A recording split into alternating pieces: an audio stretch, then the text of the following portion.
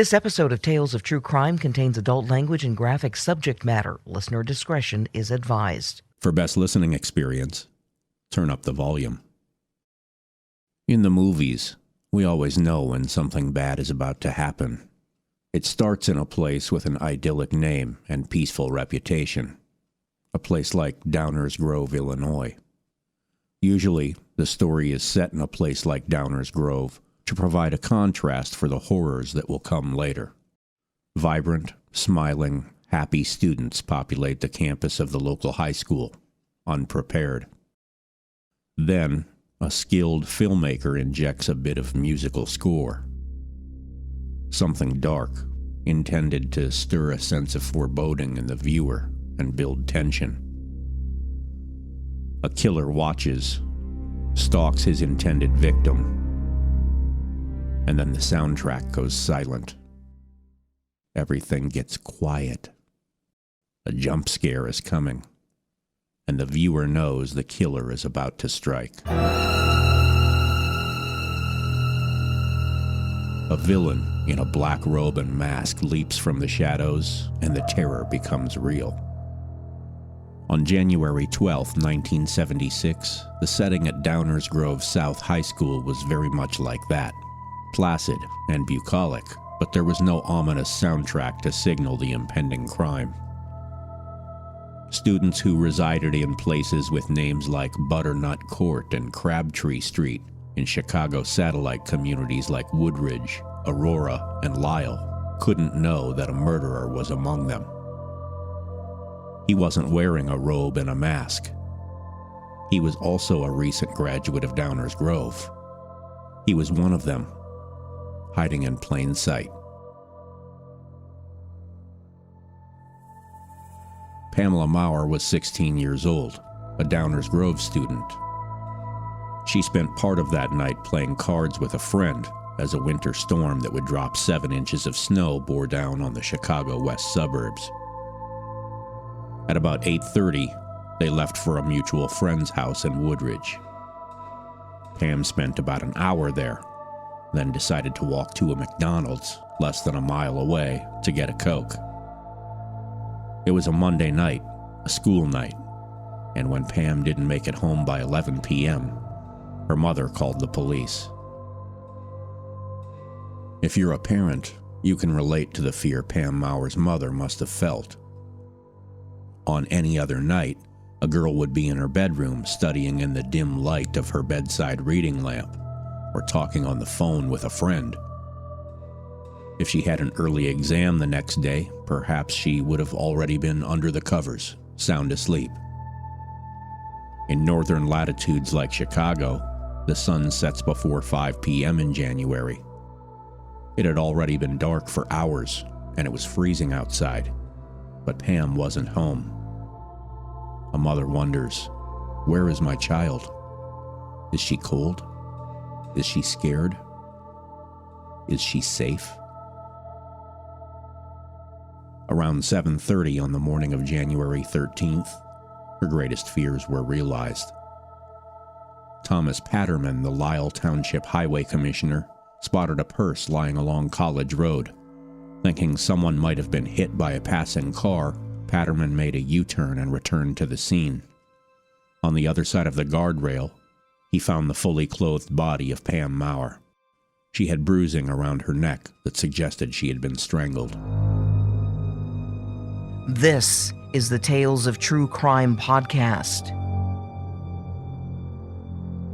Not far from Pam Maurer's body, police discovered a 3-foot length of rubber hose they believed might have been the murder weapon. Investigators described it as half-inch thick tubing of a special type with limited distribution, and believed it would be the key that helped them find Pam Maurer's killer. A wide-ranging investigation by Lyle Police, the DuPage County Sheriff's Department, and Downers Grove, Woodridge, and Napersville police departments followed. The hose did not immediately turn out to be the clue investigators had hoped. Pam had never arrived at the McDonald's, so police investigated 2 other locations where they thought Pam might have gone to get her soda, a nearby laundromat, and food store without results. They believed the person responsible for Pam's murder may have staged the scene, threw her purse on the shoulder of the road to make it look exactly like what Commissioner Patterman had originally suspected, that Pam had been hit and killed by a car. But the evidence told a different story. Although initial media reports said Pam had not been sexually assaulted, a closer investigation revealed otherwise. The scene was processed, and in accordance with Illinois state law pertaining to murders, evidence was collected, never to be disposed of until the case was solved. Dozens of people were questioned, and some took polygraph tests. Lisle Police Chief M.J. Worth said there were 2 juvenile males police wanted to question, but they were advised not to cooperate by their attorneys. Leads were pursued, and threads traced to their ends. Nothing led to Pam Maurer's killer. Years passed. 17 years later, in 1993, on the heels of a successful resolution to another Chicago area cold case using DNA evidence, police took another look at Pam's murder, without success. Her killer was not identified.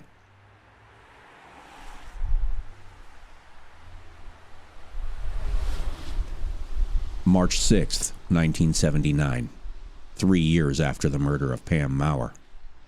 Annette Lazar reported a man sexually assaulted her at gunpoint in an Aurora home. Lazar had been walking to a friend's house when a man pulled up and asked her what she was up to. He was a skinny man with a Cheshire Cat grin and brilliant blue eyes, and he lured her into his car with a promise to sell her some pot. He took her to a home and led her to the basement where he had crafted a cornball pickup lair. Lazar said the Moody Blues, Knights in White Satin, played on a stereo, and the man showed her his pet falcon. Soon, he was making romantic advances, which she rebuffed. That's when the man became violent. He grabbed her by the throat and forced her into a bedroom. He put a 9mm handgun to her temple and told her to disrobe. In an interview with the Chicago Tribune, Lazar said, "I told him that I was going to call the police and he told me to go ahead. He said no one would believe me because he lived with a cop." Lazar reported her attacker ripped off her pants, and she decided to cooperate to save her own life. She asked the attacker to remove the clip from his weapon while he assaulted her, and he complied. In a last-ditch attempt to escape her attacker, Annette tried flattery. She told him she liked him, praised his looks, and told him he was really her type. She said if he would let her go, she would be his girlfriend, and to bolster the illusion, she wrote her phone number on a piece of paper. It worked, and her attacker allowed her to leave. Annette Lazar went to the hospital and endured a rape kit test.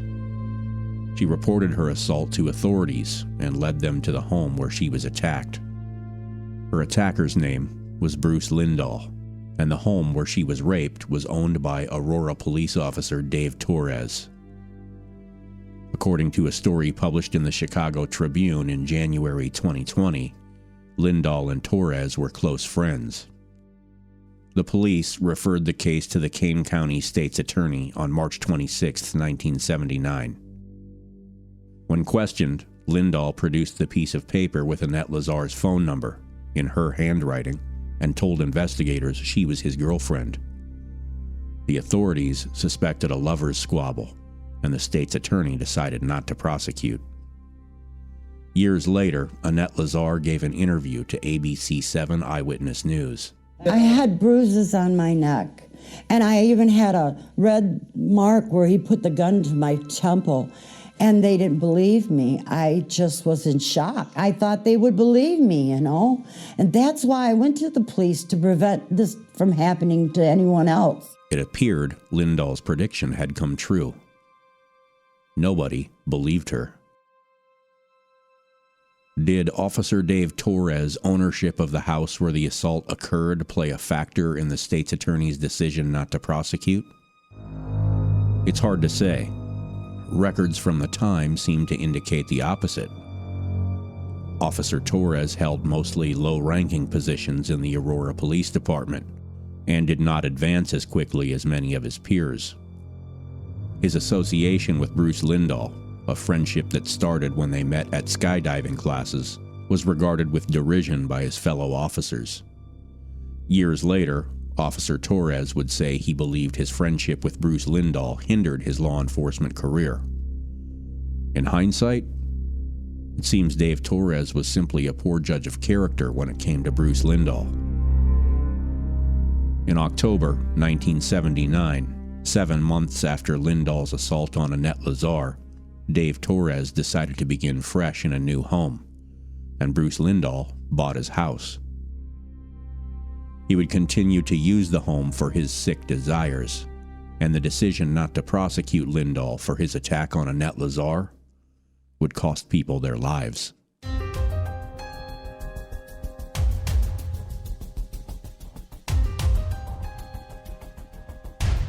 In June 1980, Karen Weeks Kozman, a resident who lived just 5 doors down from the home Bruce Lindall had purchased from Officer Torres the previous year, was in her driveway in the process of gathering her kids into the family van when a naked woman ran up to her asking for help. The woman was Deborah Coliander, and she frantically described being sexually assaulted, threatened with a gun, and photographed, nude, by a man with brilliant blue eyes. Karen Weeks Kozman immediately knew who she was talking about. It was her neighbor, Bruce. Debbie had escaped completely nude when Lindall fell asleep. Karen quickly ushered Debbie inside, offered her some clothes, and the police were summoned. The story she told bore all the hallmarks of a calculated plot by a serial predator. Debbie Coliander had been locking her bike at Northgate Shopping Center when Bruce Lindall approached her and asked for assistance in getting his car started. He asked her to get in the car and step on the gas pedal while he tinkered under the hood. But as soon as she got in the car, he pulled a knife and held it to her throat. He started the car and took Coliander to his house. Officer Dave Torres was on duty when the call went out from dispatch to his former address, and he rushed straight to Lindall's house. Torres said, "I made a beeline over there and was the first one through the door. I didn't even knock." He found Bruce Lindall naked, in bed, asleep. They found a gun, a camera on a tripod, and naked photos of Debbie Coliander. Officer Torres told the Chicago Tribune, "I said, 'Hey, Bruce, we have to talk to you.' He slipped from one bedroom to another and put clothes on. I said, 'You need to go downtown.'" They took Lindall into custody on charges of deviant sexual contact, aggravated kidnapping, and rape. It was June 23rd, 1980.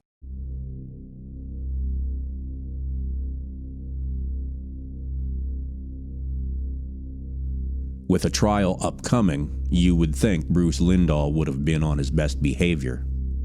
But it is perhaps a sign of his arrogance and sense of personal invincibility that he was not. He was out on bond, and Karen Weeks Kozman kept in touch with daily phone calls to the police, because as she told the Aurora Beacon News, he would walk his dog in the rain and just stand on the corner looking at my house. Or he'd drive past the house and stop and watch my girls playing in the yard, sort of teasing or threatening me. Lindall was apparently unafraid to run his mouth either during the time he was out on bond. In late summer of 1980, a friend who lived out of state stayed with Lindall for about 2 weeks. Lindall told the friend about his forthcoming trial and offered him $2,000, a handgun, and drugs if he would make Debbie Coliander disappear. The friend did not take Lindall up on his offer, but it would be months before he informed the police. Before Lindall could be brought to trial, Coliander disappeared.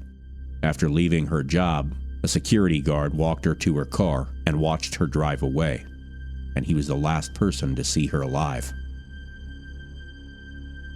In the months immediately after, Lindall was under heavy scrutiny from the authorities, but he made no effort to curtail his illegal activities.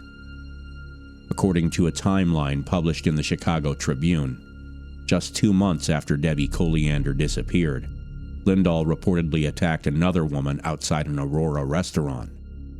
It would be months before she identified Lindall from a photograph. In January 1981, Lindall was charged with assault on a police officer and weapons charges relating to a scuffle with police.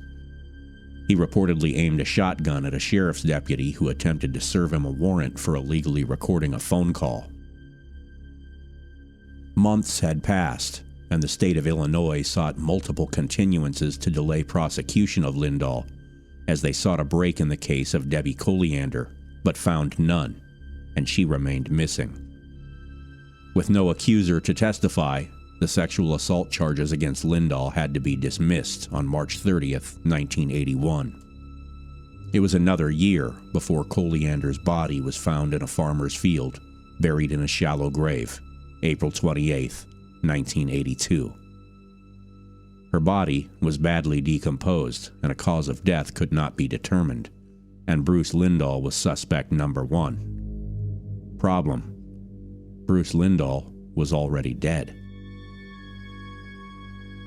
In the early morning hours of April 5th, 1981, at about 1:45 a.m., a woman who was dating Bruce Lindall came home to her apartment at 1041 West Ogden Avenue in Naperville, Illinois, to find a horror show. Just inside the sliding glass doors of her ground floor apartment, an 18-year-old acquaintance, Charles Huber, lay on the floor, dead, with more than 24 stab wounds. Her boyfriend, Bruce Lindall, was also dead, practically lying on top of Huber. There were signs of a struggle.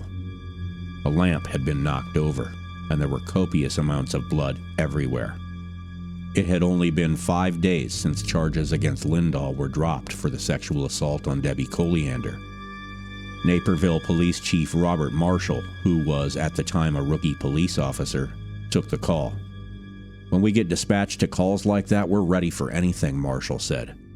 The way it was dispatched was an individual had come home to her apartment and saw there were 2 bodies laying by her sliding glass doors. When I got there, it was clear when I looked at both bodies and checked for vitals on the bodies, they were both deceased, he said. Initially, the authorities didn't know what to make of the crime scene. It appeared someone, an intruder perhaps, had killed both men. They thought there might be an offender on the loose. They did not know that the offender was one of the men dead on the floor. It was only after the coroner performed an autopsy that the series of events became clear. Witnesses reported seeing Lindall and Huber together at a bowling alley the previous night. It's unclear whether they had just met or had known each other previously. For reasons that are still fuzzy, Lindall and Huber got into a dispute, and Bruce Lindall stabbed Charles Huber 28 times with a 6-inch kitchen knife. Investigators determined in the course of the struggle that ensued, Charles Huber fought for his life, and Lindall accidentally stabbed himself in the right leg, severing his femoral artery. Depending on how serious the injury, a victim of a severed femoral artery can bleed to death in 3 to 4 minutes and lose consciousness as quickly as 30 seconds to 1 minute after injury. Charles Huber was not able to save his own life, but his struggle with Bruce Lindall cost the killer his life, and Lindall had perhaps as little as 1 minute to contemplate the end of his existence. Lindall's death undoubtedly saved many more people their lives. In researching this case, my first question was whether Lindall had hired Charles Huber to do away with Debbie Colliander, and once charges for her sexual assault were dropped, Lindall sought to kill Huber, the only remaining person who could point the finger in his direction. Just like he had tried to do previously with his friend from out of town, perhaps he had hired Charles Huber to kill Debbie Colliander, and now he had to do away with Huber. Investigators were unable to develop any evidence to that effect, however. and were never able to determine the exact relationship between Bruce Lindall and Charles Huber. As far as we know, Charles Huber was simply a victim. With the death of Bruce Lindall, a killer's reign of terror came to an end. I would note here that, for a time, some were reluctant to refer to Bruce Lindall as a serial killer. At the time of his death in 1981, despite his series of depraved sexual assaults, Bruce Lindall was only known to have killed one person, Charles Huber. In 1982, when a hunter discovered Debbie Colliander's body, the authorities immediately suspected Lindall of the murder but couldn't prove it. Lindall was already dead anyway.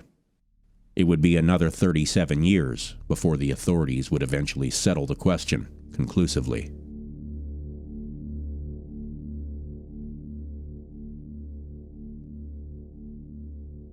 If this were an episode of a popular TV true crime docudrama, this would be the part where the silver-haired narrator with the incredible voice goes back to the beginning to remind you of that storyline that seemed like it might be out of place. A dangling thread that draws just enough of your attention to make you think, this is going to be relevant later in the story. Through the 80s and 90s, a coalition of allied investigators and law enforcement agencies continued a dogged investigation into the murder of Pam Maurer. And although progress slowed to a crawl for decades, they never gave up. As I told you back at the beginning, in 1993, with the advent of DNA technology, the police re-examined Pam's case with a focus on DNA analysis.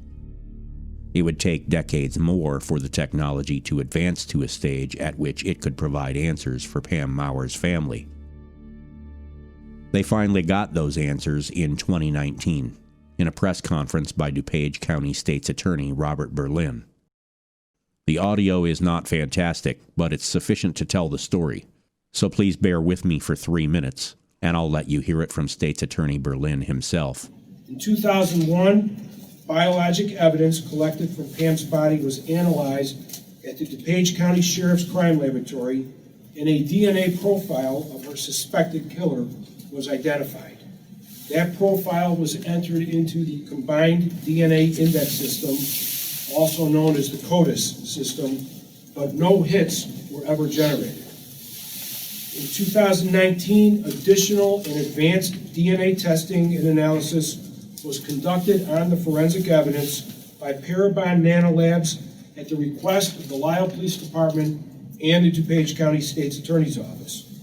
First, DNA phenotyping was used, which is the process of predicting physical appearance and ancestry from unidentified DNA evidence. This resulted in the creation of a snapshot prediction for traits such as the suspect's eye color, hair color, skin color, face shape, and a composite which provides an approximation of the appearance of the unknown subject. Next, genetic genealogy analysis was conducted using a public genetic genealogy database and traditional genealogy research to build a family tree to identify potential new leads in the case. Detectives from the Lisle Police Department then used traditional investigative methods to confirm the genealogical information, and they identified a person of interest, Bruce Lindall, who was deceased.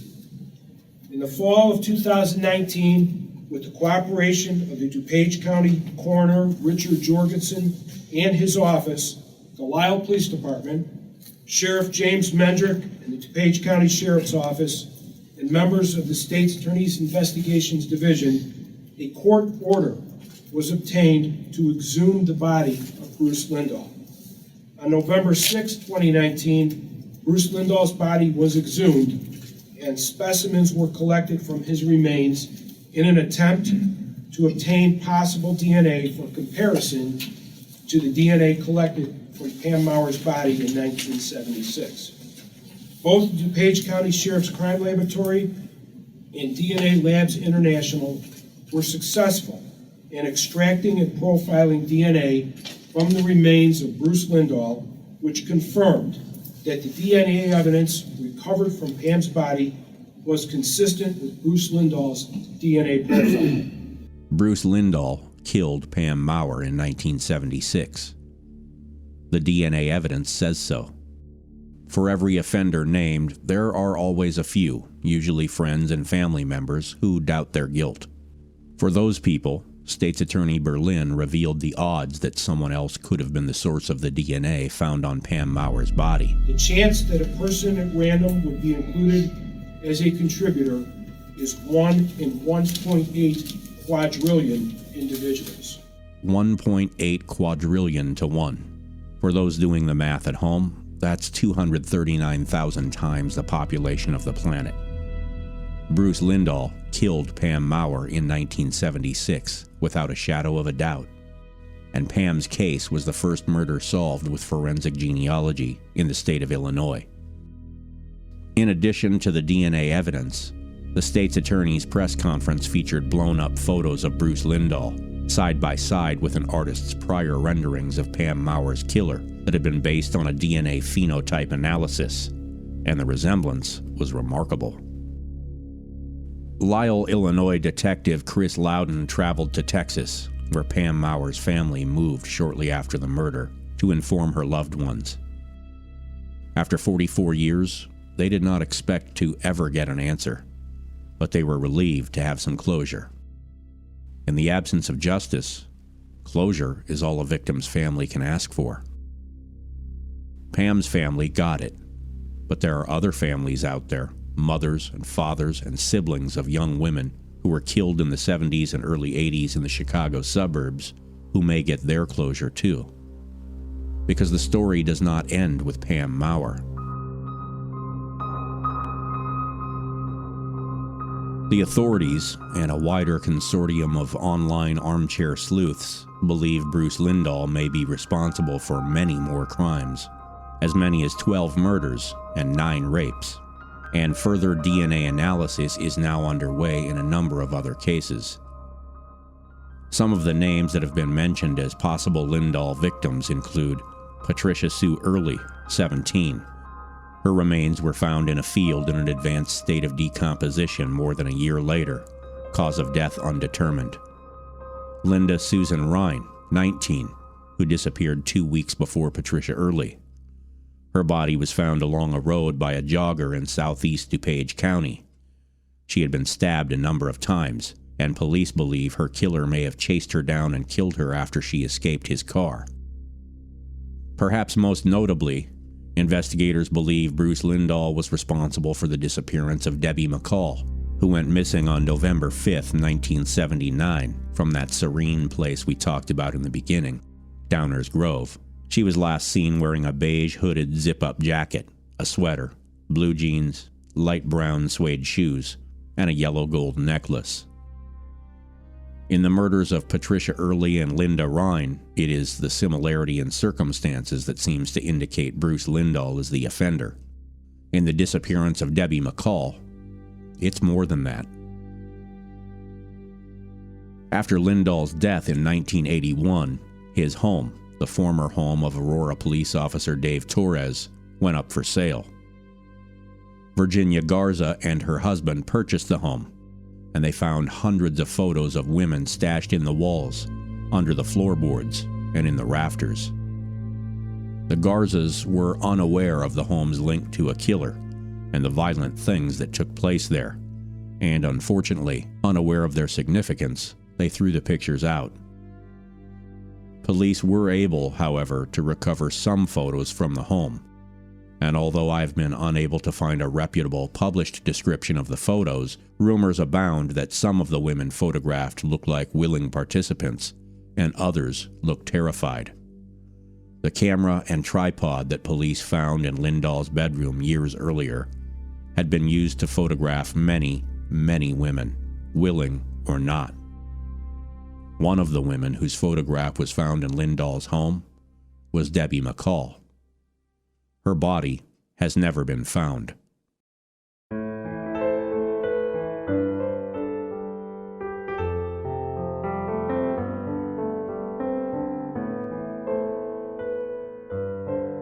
When authorities revealed Bruce Lindall's previously unknown past as a murderer of women, they added his name to a list of offenders that grows larger by the day. Killers identified after their own deaths thanks to new methods and forensic science.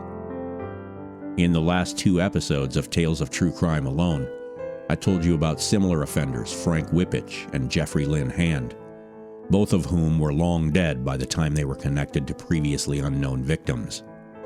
If recent events are any indication, we can expect this to happen even more often in the near future.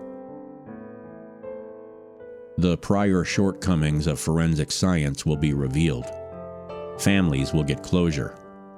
Long-dead killers will be exposed, and their names and reputations left disgraced. And if we're lucky, every once in a while, a DNA profile and genealogical investigation will serve the purpose of a musical score in a Hollywood movie by catching our attention in a quiet moment and alerting us that something bad is about to happen. A killer who still lives, who aspires to kill again, will be identified, captured, and brought to justice before they can hurt anyone else. Anyone with information on the crimes of Bruce Lindall is urged to call the DuPage County State's Attorney's Office at 630-407-8107 or Lisle Police at 630-271-4252. If you enjoy Tales of True Crime, please review and subscribe wherever you get your podcasts. And lock your doors.